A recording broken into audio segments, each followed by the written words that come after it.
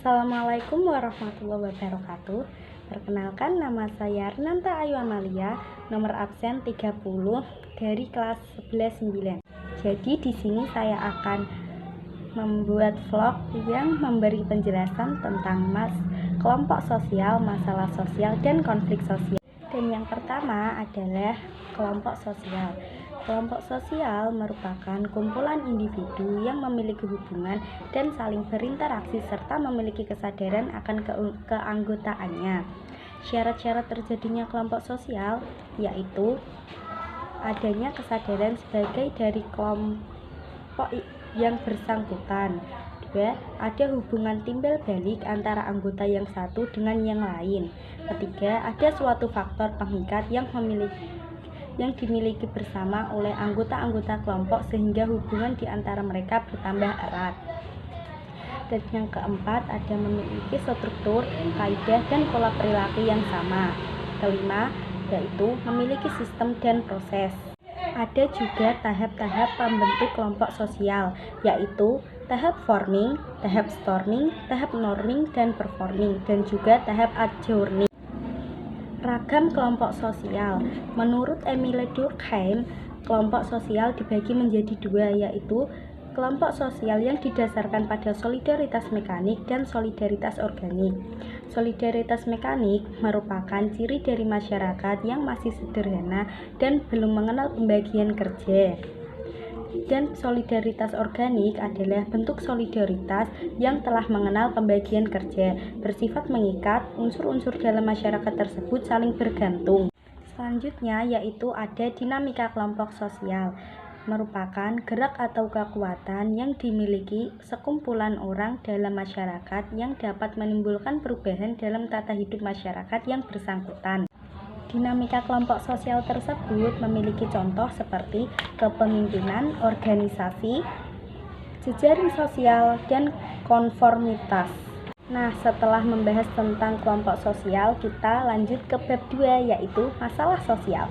Masalah sosial merupakan kondisi sosial yang dipandang oleh suatu masyarakat berbahaya bagi anggota masyarakat dan harus diatasi. Faktor-faktor penyebab masalah sosial yaitu adalah faktor ekonomi, faktor biologis, dan faktor psikologis.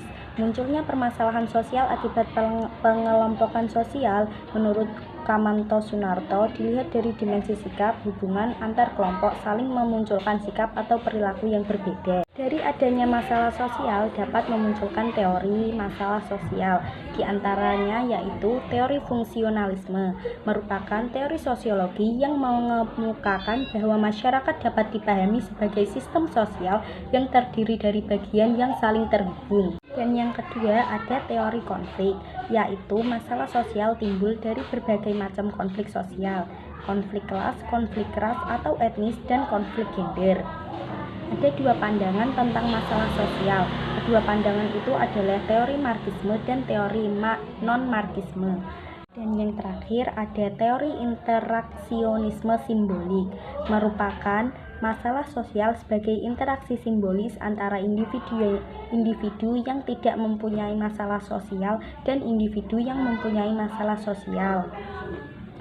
Interaksi antara seseorang dan orang lain yang diatur oleh makna yang menghubungkan tindakan dan reaksi mereka. Dari masalah sosial tersebut dapat menimbulkan antara lain kemiskinan, yaitu kondisi ketika seseorang tidak dapat mempertahankan skala hidup yang cukup tinggi untuk memberikan efisiensi fisik dan mental yang memungkinkan dirinya dan keluarganya menjalankan fungsi sebagaimana mestinya sesuai dengan standar masyarakat. Yang melatar belakangi masalah sosial kemiskinan yaitu antara lain rendahnya kualitas sumber daya manusia, faktor geografis meliputi antara lain iklim dan cuaca yang kurang baik.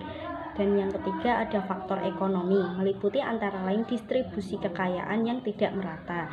Dapat memberikan dampak yaitu berbagai macam, mulai dari meningkatnya angka kriminalitas atau tindak kriminalitas, pengangguran, dan kesehatan terganggu. Yang paling penting untuk saat ini adalah banyak anak-anak yang tidak mendapatkan pendidikan karena keterbatasan ekonomi. Dan bab ketiganya adalah konflik sosial, Konflik dan kekerasan. Konflik sosial didefinisikan sebagai percekcokan, perselisihan, atau pertentangan. Konflik merujuk pada adanya dua hal atau lebih yang berseberangan, tidak selaras, dan bertentangan. Suharjono Soekanto menyebutkan konflik sebagai suatu proses sosial individu atau kelompok yang berusaha memenuhi tujuannya dengan jalan menantang pihak lawan yang disertai dengan ancaman atau kekerasan. Kekerasan merupakan bentuk lanjutan dari konflik sosial.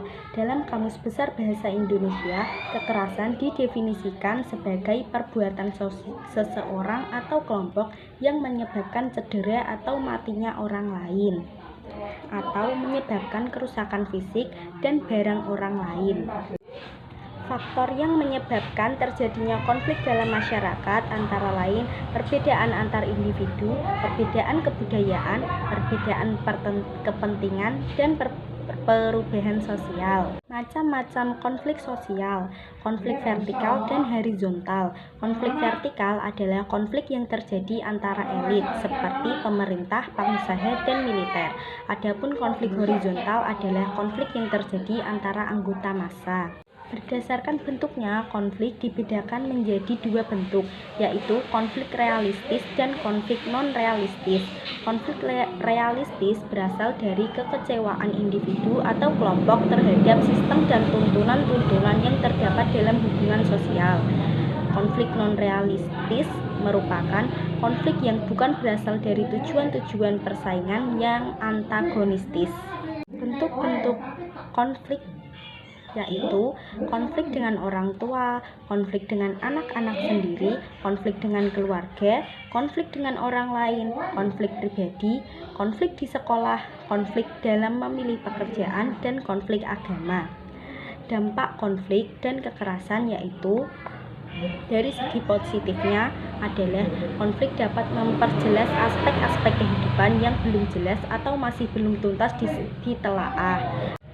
Kedua, konflik merupakan jalan untuk mengurangi ketergantungan antar individu dan kelompok. Dampak konflik dari segi negatif yaitu keretakan hubungan antar individu dan persatuan kelompok. Kedua, kerusakan harta benda dan jatuhnya korban manusia.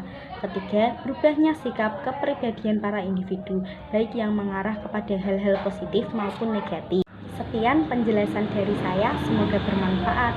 Wassalamualaikum warahmatullahi wabarakatuh.